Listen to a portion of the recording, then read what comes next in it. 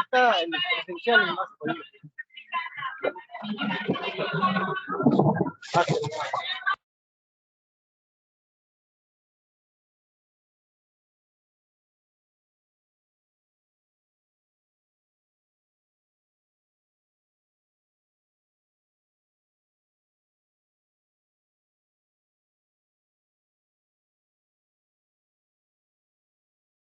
Doctor, buenas tardes, ¿me escucha?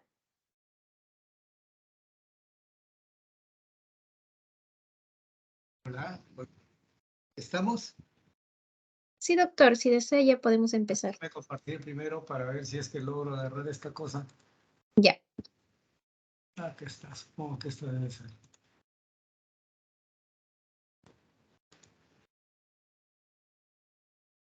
Sí es, ¿no?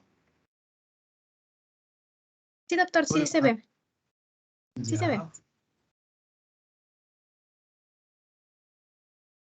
Ustedes dirán a qué hora arrancamos. En 5 minutos, doctor, ¿está bien? Perfecto. Sea.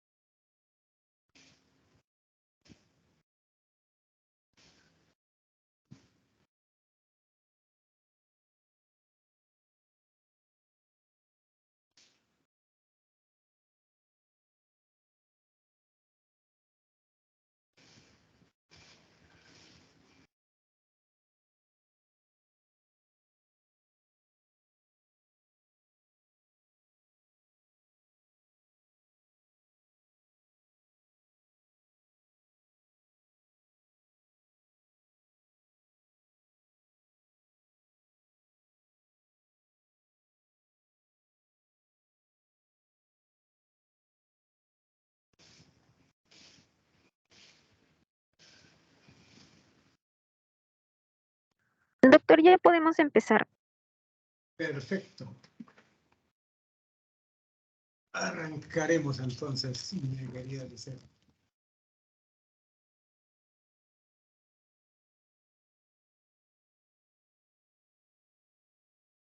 Buenas tardes, futuros colegas. Ya les falta poquito para entrar en la parte difícil de la carrera. El tema que nos toca hoy día, la paratomía, ¿no? Es una cuestión muy fascinante, ¿no? Con todos los cambios que han habido últimamente, ¿no? Por eso, como parte de lo que yo les había propuesto inicialmente, la parte que significa la paratomía en sí es un espacio, ¿no? Pero lo que necesitamos también como docentes, mostrarles a ustedes más en estos tiempos confusos políticos y de realidad, ¿no? Con el mundo a un pie de la guerra, aquí en Perú con un pie al lado de una guerra civil, ¿no? Sin embargo, tenemos la suerte de estar compartiendo desde la tranquilidad de nuestro hogar, cuando fuera en las calles nuestros compatriotas que están que luchan por su vida, ¿no? En realidad, porque es la gente de más escasos recursos que ha venido a protestar y a dejar en claro que ya se cansaron de todo este olvido, ¿no? Así que, miren, van como 50 muertos ya en este enfrentamiento, hermano, con 2 muertos al señor Merino, lo sacaron, ahora van 50 y se hacen los desentendidos, ¿no? Bueno, vayamos entonces cómo ve el mundo. Si bien es cierto, soy investigador, pero ante todo mi fe es fanática, ¿no? No admite discusión. Y así como la fe no admite discusión, también la investigación tiene que ver con estos avances que hay, que hasta ya se está poniendo en cuenta a los extraterrestres, ¿no? Y se está yendo a lo que es la inmortalidad, por ahora solamente a través de las connotaciones, ¿no? Entonces, no queremos hacer un paralelismo entre lo que es religión y lo que es ciencia, pero hay muchas cosas que se están viendo ahora, ¿no? Y lógicamente es casi una clase completa eso. Pues entonces a lo nuestro. Quizás el elemento el peruano más descollante desde el punto de vista científico es Enrique Solano, ¿no? Que está, es el CEO, es el presidente ejecutivo de una empresa privada europea que está en Alemania, la IQIM, así como existía la IBM, esta es la IQIM, ¿no? International Quantum Machines, ¿ya? Y él está dirigiendo eso. Bueno, de la parte de su profesor, lógicamente, también tiene que estar haciendo algo, ¿no? Y lo mejor es lo último que se ha conseguido. No hace una semana, 6 días exactamente, ¿no? Hubo una reunión con un grupo empresarial oriental, ¿no? Y se consolida la posibilidad de la construcción de un nuevo Instituto de Ciencias Neurológicas. Ahí están las pruebas de que la reunión existió, ¿no? Y justamente el aniversario de Lima, el 18 de enero, fue el día en que se consolida esta opción. ¿Ya? Por ello, están viendo al jefe ejecutivo y al subjefe ejecutivo del Instituto de Ciencias Neurológicas, los empresarios orientales, que están dando su visto bueno en esta reunión hacia el nuevo hospital. ¿Ven? Entonces, ya desde el año pasado se había estado trabajando en eso, pero recién, hace unos días, ha llegado la delegación que es la que va a construir o construiría ese nuevo hospital. Y cuando se hace el estudio de costos, vemos que el costo inicialmente era de 250 millones, pero ahora con lo que se quiere hacer un edificio de 20 pisos, 4 sótanos, helipuerto, etcétera, etcétera, está saliendo cercano a los 400 millones de dólares. Todo eso se está consolidando o se consolidó en el aniversario de INE, ¿no? Y lo que trata es de un hospital de 500 camas, ¿no? En la cual el instituto nuestro debe invertir 250.000 dólares, pero el grupo empresarial le va a facilitar $500.000, ¿no? Como préstamo no reembolsable, o sea, una especie de donación, para que se pueda iniciar la ejecución del proyecto, ¿no? Lo interesante es que mientras se va construyendo, se tiene que seleccionar a cientos de personal médico, paramédico y administrativos jóvenes de todas las especialidades para que durante la construcción del hospital deban ser enviados a países desarrollados con becas del Estado peruano para que se capaciten en esta nueva forma de hacer medicina. Y cuando retornen al Perú, dirijan este nuevo y ultramoderno Instituto de Ciencias Neurológicas. El propósito es competir con el sector empresarial privado, pero para proteger, cuidar y servir a nuestra población más vulnerable, más desprotegida y más necesitada, pero a la vez impulsar el desarrollo exponencial de la ciencia y tecnología, investigación y la medicina peruana más allá del año 33. Y para suerte nuestra, la tercera etapa que está en ejecución para la recuperación del río Rímac incluye el puente Huánuco, que es cercano al Hospital Mogrovejo, que es donde se va a desarrollar ese tipo de estructura. Y al igual que los edificios de Qatar, lógicamente se tiene que seleccionar uno de ellos para que se sirva de modelo. Fíjense que la rectora de San Marcos actual, desde el año pasado, tiene este modelo, pero hasta ahora, como no le han hablado de cobro por lo bajo, se hace la desentendida y no quiere dar a conocer esta posibilidad. La diferencia es que al haber rechazado inicialmente ese regalo de las 500 camas, ¿no? Ahora le va a costar a ella 3 años recuperar lo que a nosotros se nos está facilitando en 6 meses. Pero el mundo, lógicamente, va corriendo a su propio ritmo y por eso, por ejemplo, que en San Marcos están convocando para el doctorado. Y otras universidades americanas igualmente, ¿no? Están convocando para sesiones informativas. Y el Colegio Americano de Cirujanos también, ¿no?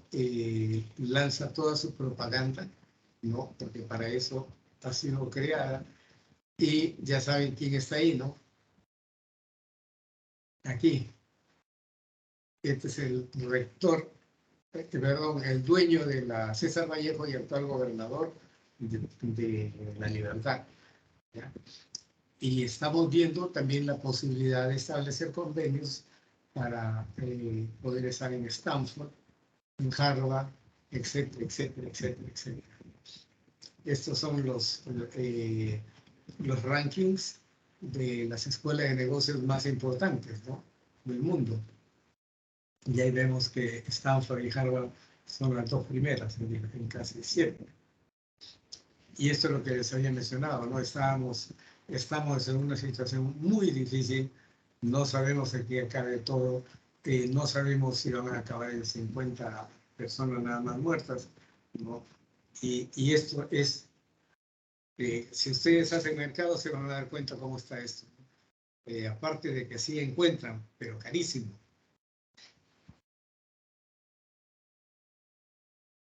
Disculpen cómo se seca la garganta, estamos en una zona bastante interesante, pero bastante cálida.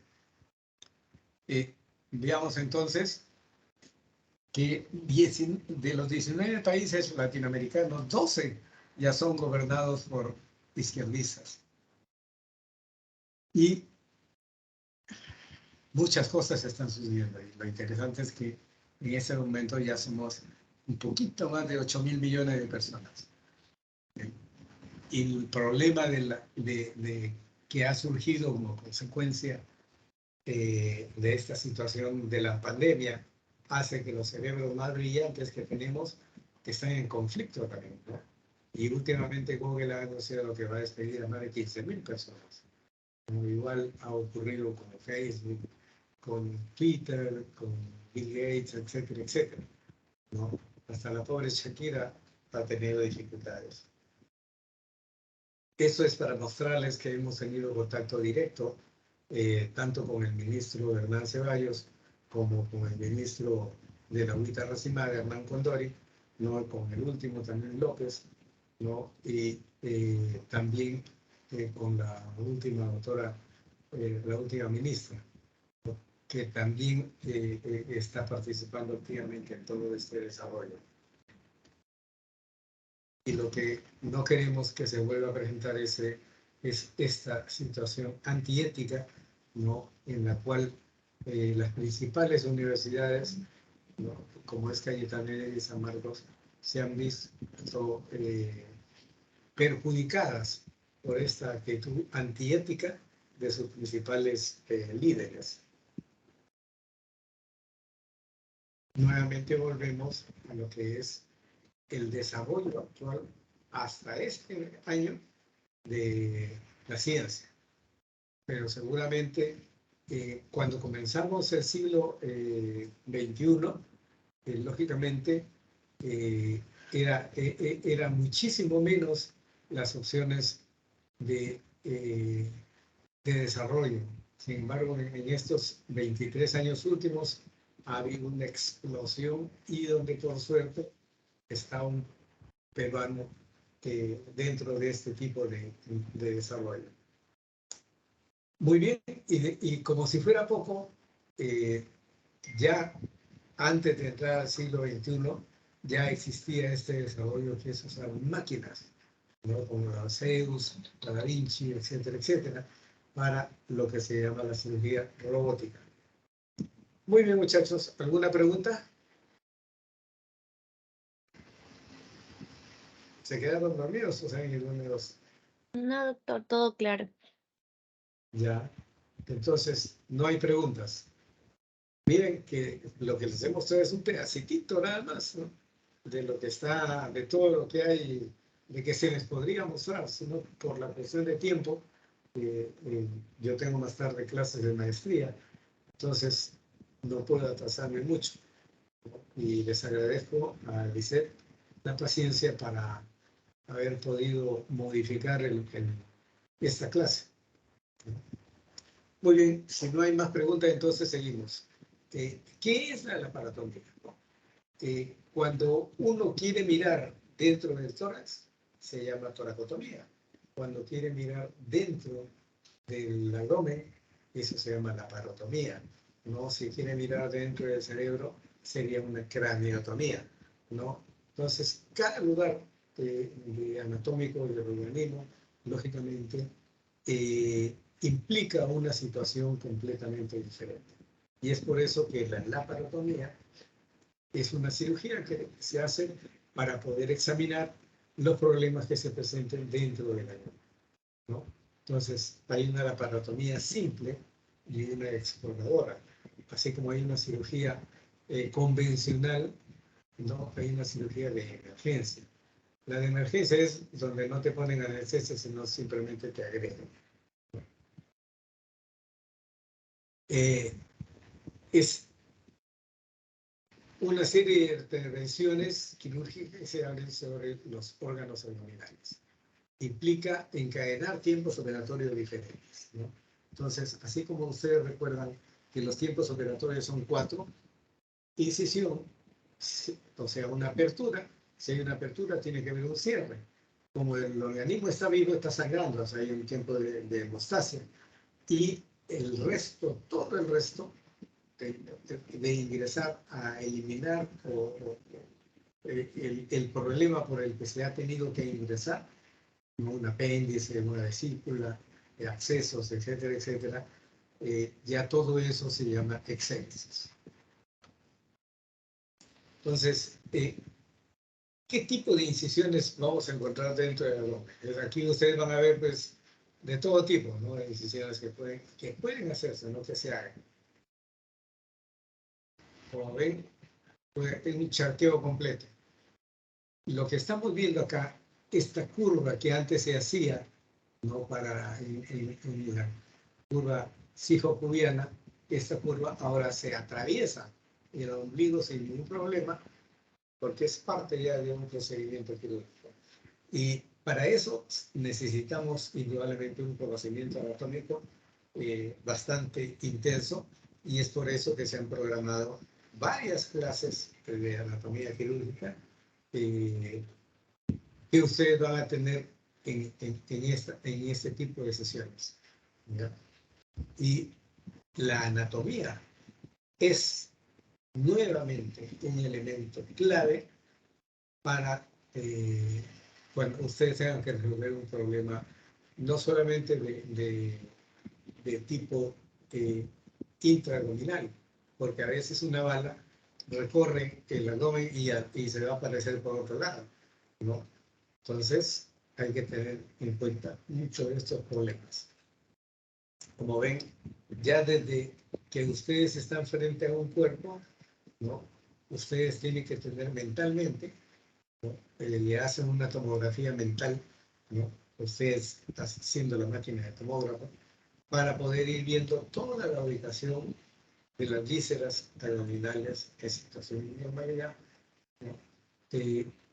Y eso es lo que se trata de analizar. Como ven, aquí estamos viendo el epíplomo mayor, ¿no? Que es esa capita de grasa que va a proteger inicialmente el lugar que esté siendo atacado, sea la vesícula, sea el estómago, sea el duodeno, sea el apéndice, sea donde sea. Y eso es lo que ustedes tienen que ir imaginando anatómicamente cuando ustedes están haciendo la evaluación respectiva de necesidad quirúrgica. Como ven, tienen que saber perfectamente dónde está ubicado cada situación para que no sea una sorpresa, no solamente cuando comienzan ustedes a hacer el abordaje. Como ven, ahí han extirpado toda la parte intestinal delgada, porque que ustedes ven, acá hay mucho sol. Aquí ustedes ven cómo se ha desinsertado todo lo que es el intestino delgado y grueso. Y así como en la tomografía se hace este tipo de cortes, ¿no? También ustedes mentalmente tienen que hacer ese corte para que pueda verse en una mejor forma. Ven los diferentes tipos de incisiones que se pueden hacer. Muchas ya se dejaron de hacer. Por ejemplo, estas paramedianas, la 2 y la 5, ya hace mucho tiempo se han dejado de hacer, ¿no? Y una cuestión muy importante es el conocimiento anatómico de los oblicuos, el externo y el interno, porque eso va a relacionarse con las cirugías de tipo de hernias. Eso es lo importante, como les digo, ¿no? Y así ustedes pueden encontrar que diferentes tipos de enfermedades puede descubrirse en una laparotomía exploratoria.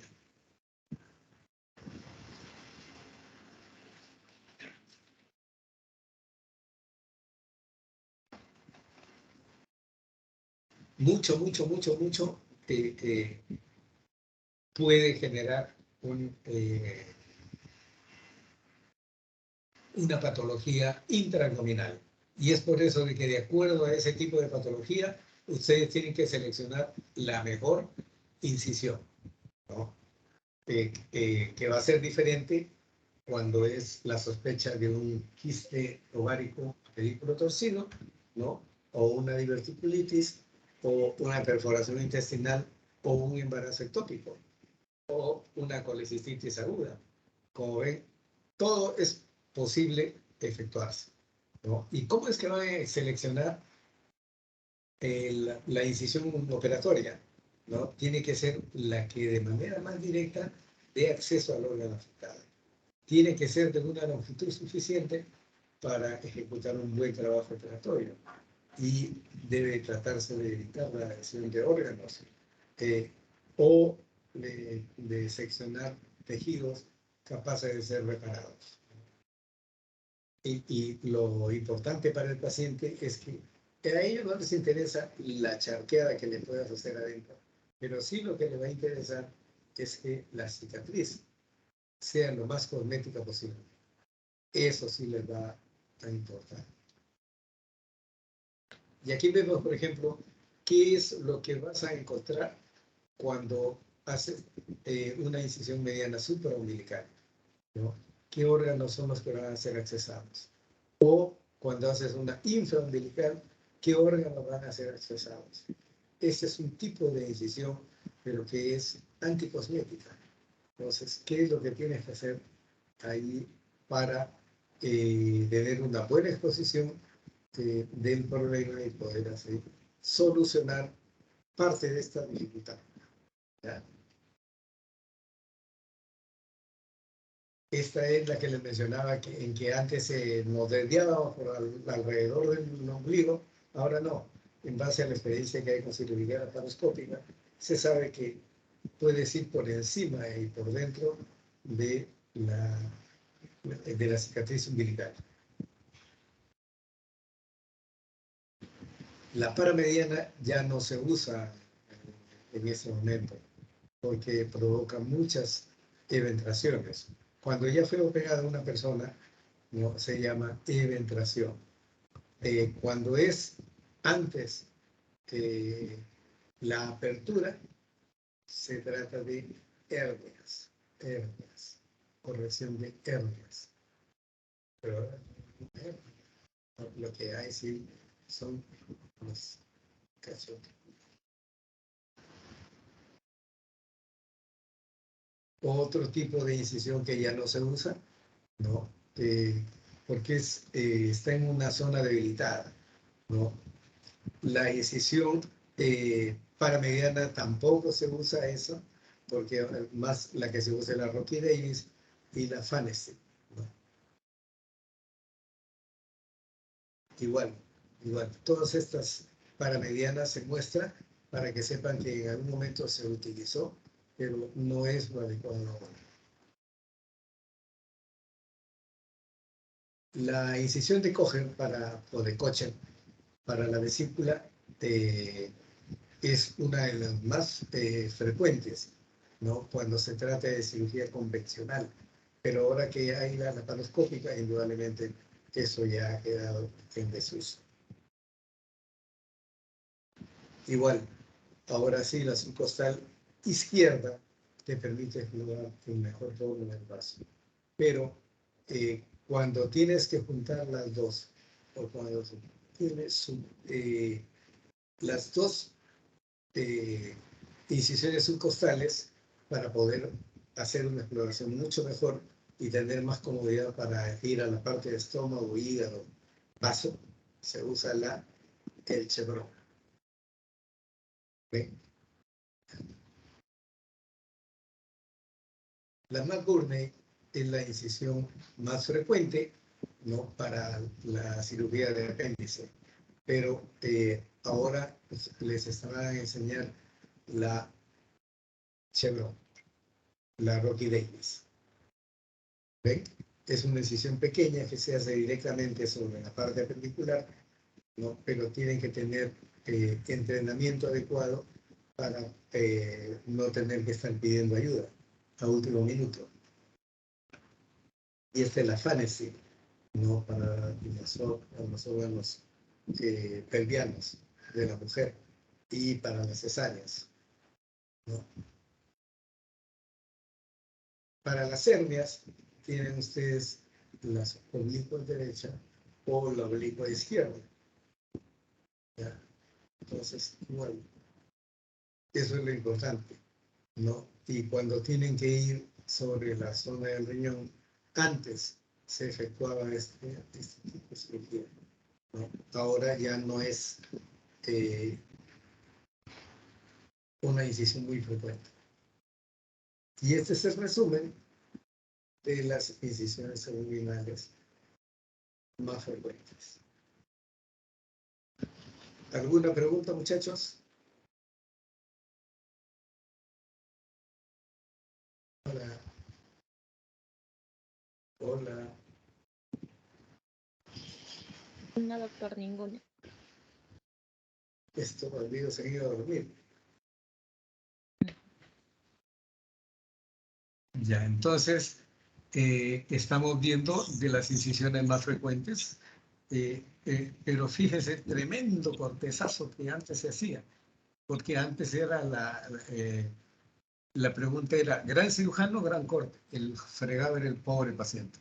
¿Se imaginan? Tremendo chuzazo. En cambio ahora con unos pequeños cortecitos en cirugía laparoscópica, lógicamente eso se ha evitado. No las cirugías más frecuentes, tanto para vesícula como apéndice. ¿No? La diferencia es que la más burda es más anatómica. ¿No? Esa es una rotideidis, ¿no? Que desgraciadamente se complicó y alteró anatómicamente, lógicamente, la parte cosmética del paciente. Mala suerte. ¿No? Entonces, para el cierre de la pared abdominal, indudablemente, tienen que tener en cuenta primero el peritoneo, ¿no? Después las capas aponeuróticas y finalmente la parte cosmética que es el cierre de la pared abdominal. Como ven, diferentes formas de manejo para el cierre de la pared abdominal. Todo esto es, ojalá que haya oportunidad de que ustedes puedan efectuarlo, ¿no? Es una situación completamente interesante, fascinante, ¿no? Y aquí solamente es para mostrarles cómo es que antes existían ese tipo de herramientas, como la que se ve acá en la cual uno atravesaba las partes musculares y aponeuróticas, engarzaba un hilo y lo volvía a introducir y efectuaba la lazada correspondiente, ¿no? Y incluso causaba grapas, ¿no? Para cirugía extensa indudablemente es un alivio, pero si es para entrenarse, indudablemente tiene que hacerlo mejor con punto. ¿Ya? Y cuando hay una cirugía de emergencia en la cual tienes que efectuar un taponamiento hepático, como están viendo, se colocan compresas grandes por arriba y abajo para que pueda en alguna forma comprimir. Se cierra la herida y después de unos días se vuelve a abrir cuando se estabilice, porque eso se hace porque el hígado ha estallado totalmente y no hay forma de controlar ese sangrado. Muy bien, ¿alguna pregunta hasta ahora? Muchachos.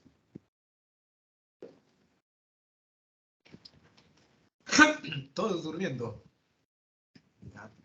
No, doctor, acá No, estamos. no, doctor. No, doctor. todos estamos acá, doctor, escuchando. Creo que no, doctor, no hay ninguna pregunta.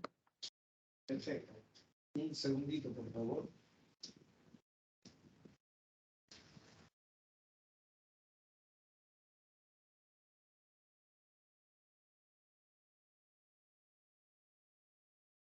Un segundito, por favor, por el amor de Dios.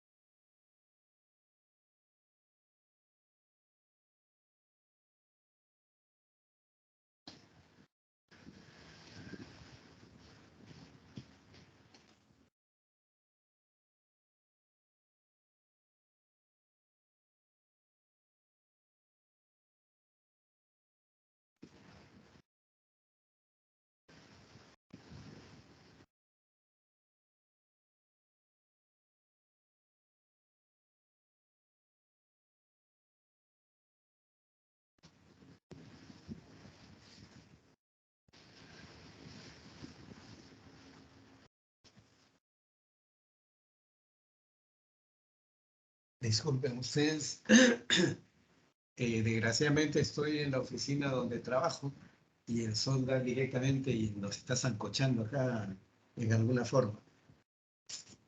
Disculpen. Bueno, indudablemente como ven, es laparoscopy. ¿Por qué? Porque se está trabajando en la cavidad abdominal. Si ustedes miran la parte de abajo, nadie está mirando la cicatriz que hace de que estés trabajando sobre el problema, la patología que te ha hecho ingresar a esa exploración laparoscópica, ¿no? Todos están mirando las pantallas, ¿no? Porque ahora es así como se hace. Y en la robótica ni siquiera miran pantallas, sino van a ver que está mirando a un aparato, ¿no? Y él está con sus manos trabajando sobre los aparatos estos que tienen el personal que está haciendo la cirugía. ¿Ven? Ya no son cortes grandes, sino son cortes pequeños, ¿no? Y donde se introduce diferentes tipos de trócares, ¿no? El que va a iluminar y va a ser el director de orquesta es el más grande, ¿no? El que tiene la posibilidad de poder efectuar las maniobras principales. Como ven acá, este es ese instrumento, tiene para poder mirar, ¿no? Pero además tiene las conexiones, una que le va a dar aire y otra que le va a dar agua, ¿no? Entonces, y los otros aparatos permiten el complemento de este tipo de... como ven ahí, él está efectuando una exploración de la parte baja, ¿no? Y primero, indudablemente, para la cirugía laparoscópica, se ha tenido que llenar de gas la cavidad abdominal para que pueda, si ustedes ven aquí en esta zona, está lleno de gas. Entonces, ahí es que pueden recién mirar la parte que han visto que está con dificultades, ¿no? Que necesita ser corregida, ¿ya? Entonces, en una endometriosis, ¿ya? Diferentes tipos de procedimientos para poder llegar a un exitoso operación. Como ves, acá todas las incisiones son chiquitas, ¿no? Y nadie está mirando hacia acá, sino todo está mirando hacia las pantallas. Ese es un desarrollo bastante interesante. ¿Por qué? Porque no solamente permite que la cirugía sea mucho más simple, sino de que la recuperación sea muy rápida, tan rápida que incluso de acuerdo al procedimiento, el mismo día de la intervención se puede dar de alta o si no, al día siguiente. Y el dolor va a ser una cosa menor, ¿no? Que puede doler, indudablemente puede doler, ¿no? Y la comodidad para el paciente de poder recuperarse rápidamente. Como ven, con una incisión de este tipo, de este tamaño, ¿cómo creen que se iba a recuperar en un día? En cambio, con unas incisiones de este tipo, pequeñas, lógicamente, la recuperación y los costos se han bajado enormemente, ¿no? Y el paciente se recupera muy rápidamente. Y como ven, de acuerdo al lugar donde esté la patología, es que ustedes hacen la exploración tal, ¿no? Sí, y es que es necesario hacer el corte, en este caso el Fanesteel, ¿no? Anatómicamente ustedes tienen que saber sobre qué están yendo para poder ayudar mejor, pues. Y eso es lo que significa una cirugía de robótica. Como ven acá, el cirujano está lejos del paciente, el robot ya se le ha colocado ahí los trócares correspondientes y está trabajando, pero viendo en esta pantalla, igual como está viendo en esta pantalla. ¿Ya? Y acá ven un conjunto de cirujanos que están ellos complementando la labor que puedan tener. Ellos dos son los que están operando y ella es la enfermera o un médico también, ¿no? Que ayúdame a ayudar, como dice la canción, ¿no? Entonces, este es un gran avance, ¿no? Y la mano robótica, la cirugía robótica, está desarrollándose cada día, ¿no? Y ahora, incluso con la inteligencia artificial, lógicamente se hacen maravillas. El robot Da Vinci o el robot Zeus nos permiten a nosotros el poder hacer todo este tipo de procedimientos. Y no solamente eso, sino la telecirugía, ¿no? Nos permite que nosotros desde el Perú podamos estar operando a un paciente que está en Rusia, Estados Unidos, China, o Alemania o Inglaterra. Porque eso es factible efectuarlo con los avances que hay en tecnología, ¿no? Es parte del equipo, que hay gente muy competente, muy preparada, y como les digo, uno de sus logros es lo que hace una semana no se ha conseguido para la construcción del nuevo Instituto Nacional de Ciencias Neurológicas. ¿Alguna pregunta, muchachos?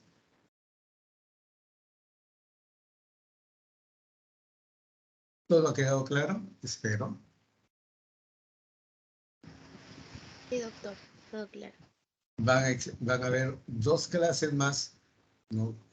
Con el doctor Arévalo en relación a la anatomía quirúrgica y a la cirugía laparoscópica.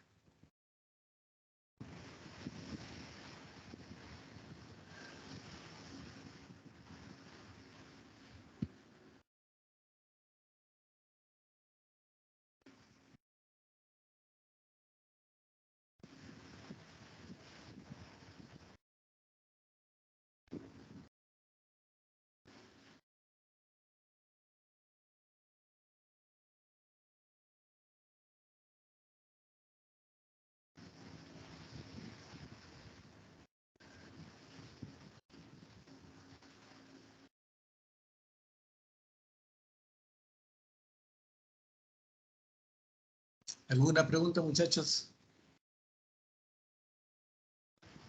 Ya se quedaron dormidos estos bandidos. Todo bien. No, doctor, muchísimas gracias. Una ¿Todo consulta. bien? Sí, dime.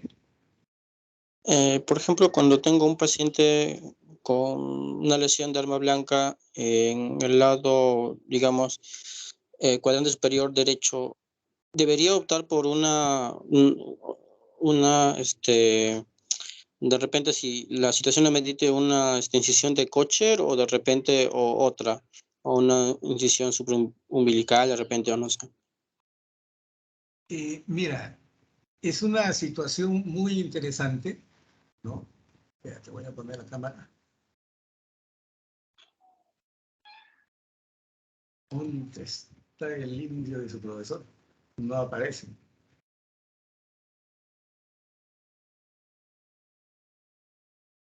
¿Ya?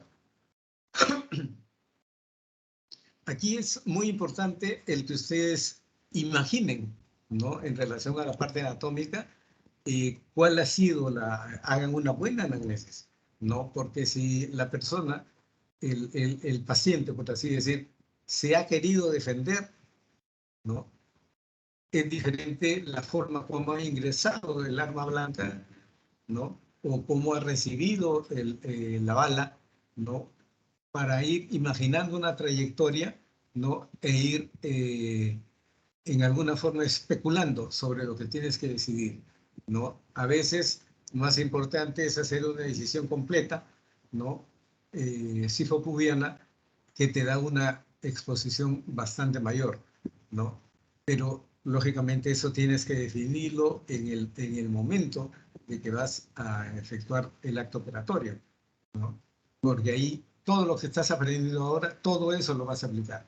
Desde con qué vas a limpiar, la cavidad abdominal, ¿no? Si esa cavidad está teniendo la exposición, ¿no? La evisceración, ¿no? O si está drenando bilis, ¿no? Entonces, cada una de esas situaciones especiales va a hacer que tú escojas la incisión que sea más adecuada, ¿no? Y a veces mejor es hacer una exploración laparoscópica, ¿no? A no ser que la condición clínica del paciente esté deteriorándose y lo mejor sea ingresar directamente. Ahora, ¿qué incisión vas a escoger? Indudablemente va a depender de todo el estudio anamnésico y de lo que estás mirando, lo que estás encontrando y la forma como se ha lesionado, cómo es que ha ocurrido aquello. ¿Te das cuenta? O sea, ese es el momento en que tú tienes para desarrollar en relación a la anatomía, ¿no? La anamnesis y la decisión quirúrgica tuya de poder hacer. Si vas a hacer una kosher, si vas a hacer un chevrón, ¿no? O si vas a hacer una cifopubiana, ¿no? Eso ya va a depender del grado de compromiso que tú te imagines que pueden estar desarrollando y de la habilidad y de la experiencia que tú tengas con las decisiones. No es cualquier cosa meterse así nomás en una chevrón, ¿no? O en una cifopubiana, que si bien es cierto te puede dar una buena exposición, si es un individuo atlético o una chica atlética, indudablemente podrás hacer, pero para desgracia, una mala incisión cosmética.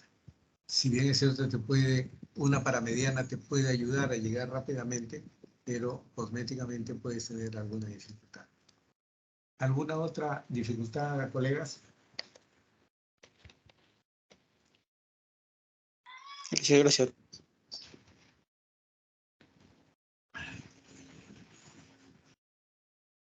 Ya te voy a dejar de compartir.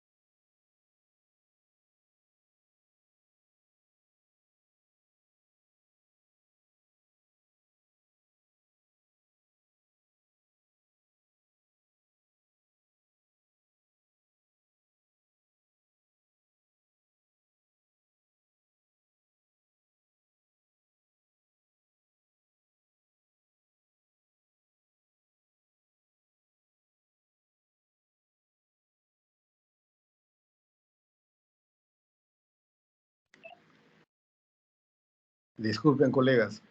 Tuve un pequeño defecto técnico porque uno es un dinosaurio en esta cosa. ¿Me copian? Sí, doctor. Disculpen, como le digo, hice alguna burrada y por eso es que se fue la línea. Estoy ahorita usando el celular. Ya la computadora ya he tenido que dejarla. ¿Ya? ¿Alguna otra pregunta, por favor? ¿O todo está bien? Te envié el trabajo para que le distribuyas a los demás colegas, ¿ya? Cualquier cosita en el momento que gusten. ¿Listo, muchachos? Muchas gracias, doctor. Muchísimas Gracias gracias. a ustedes. Cuídense. Gracias, Chao, doctor. chao. Buenas Chao, tardes. chao, chao, chao. Chao, nos vemos. Chao. Hasta luego, doctor.